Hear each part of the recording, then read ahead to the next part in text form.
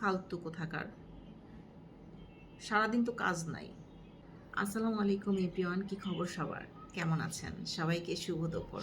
তো আজকে একটা রিপ্লাই ভিডিও নিয়ে এলাম। তো রিপ্লাইটা যাকে করব তার নাম হচ্ছে এমএসটি ফাতেমা।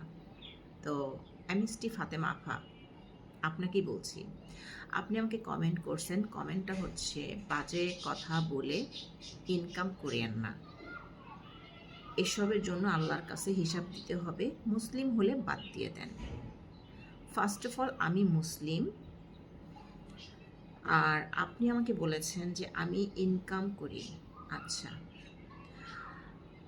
ইনকামটা করা কিন্তু এত সহজ না। ইনকামটা করা এত সহজ না।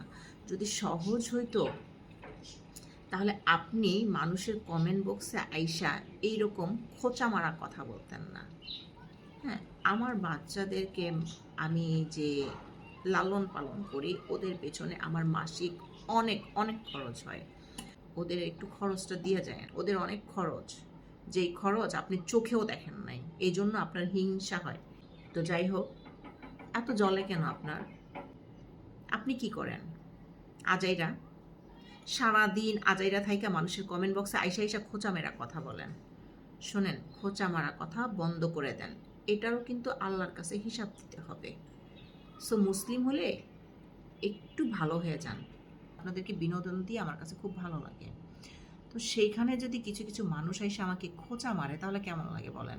কিন্তু আপনাকে আমি চিনি না, আপনি কেন এই ধরনের কমেন্ট করবেন? ভাই, মুসলিম হলে ভালো হয়ে যান। আপনি এটা বোঝেন না যে মানুষের মনে খোঁচা দিয়ে কথা বললে সেটারও কিন্তু আল্লাহর কাছে হিসাব দিতে হয়। তো ঠিক আছে, সবাই ভালো থাকবেন।